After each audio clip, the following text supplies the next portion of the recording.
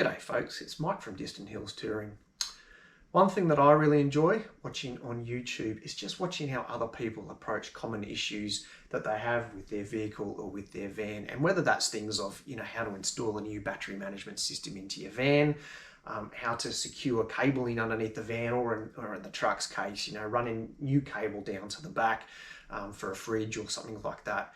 It just provides some advice and understanding on how you could potentially go about, and maybe you don't follow exactly what they do, but I find it really useful.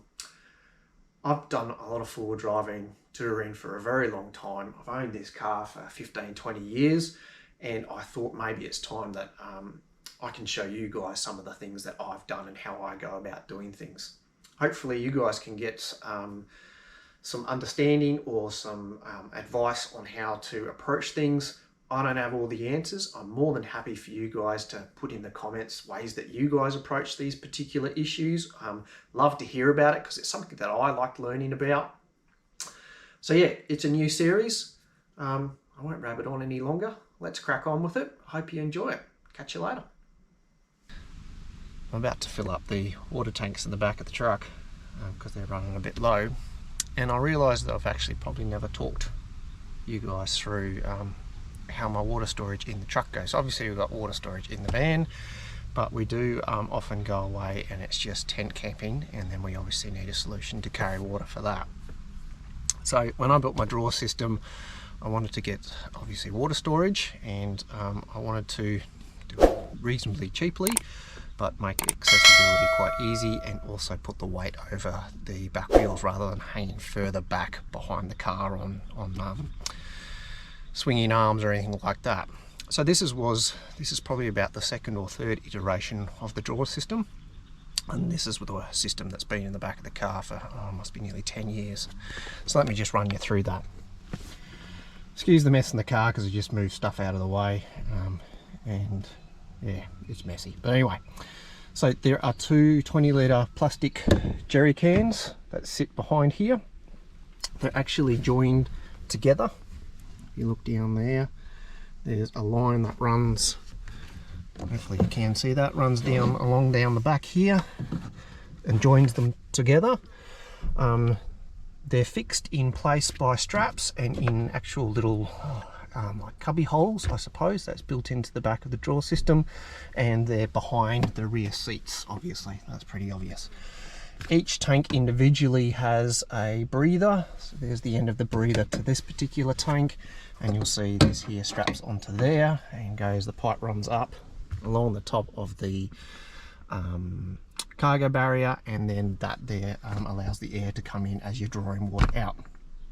Over here in the corner there is a shore flow pump, and that there sucks the water out. Obviously it could be gravity fed, but it just makes it a bit easier with an electric pump, and it's run by a switch down the back, and the water's then forced out under pressure. Now the reason why that makes it really good is because then I can fill these two up if we're away from the van, obviously fill it up with water, and then be able to push that water through a hose into the camper trailer. So that's the theory behind that. Haven't put that into place ever, but that was the intention, and that's what I was hoping to achieve. So the containers themselves can come out. I just use normal garden fittings through connections in the bottom of the jerry cans. So periodically they do come out, and they have the ability to be cleaned. So yeah, bit of messing around to integrate them into the drawer system, but it's working well. Let me take you around and we'll have a look at the back of the truck, and I can show you how that operates. Around the back of the truck is where the drawers and the fridge and all that sort of stuff sits, but again I'm just focusing on the water system and how that operates. As with most people, you use every nook and cranny and space that's available to you. So down here, axe, hammer, stuff for the inverter. I've just got a small inverter in here. It's just storage, and then tools are above that. That's on that little shelf there.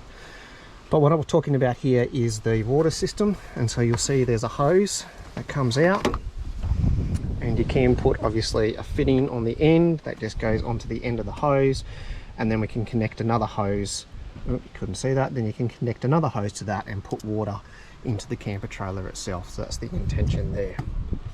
There is a fitting here to twist to obviously allow the water to go in, and then there is a switch here that I've integrated into a cigarette lighter plug system. So this is where power is fed in for the supply to the back of the car from the front under bonnet batteries, and then there's a switch here which runs the pump, and obviously water then comes out the end.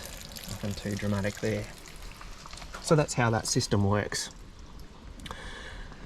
Probably the biggest issue, and something that I've never really messed around too much with, is filling it.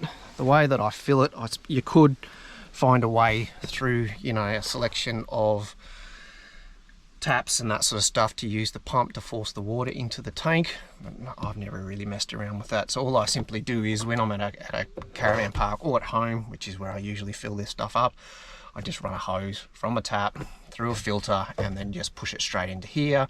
As this jerry can, I'm pointing to stuff and you can't see, so the water, I just run a hose into here. As this jerry can fills up, obviously it pushes water to the second one because they're connected. And that's how I operate our water system in the back of the car.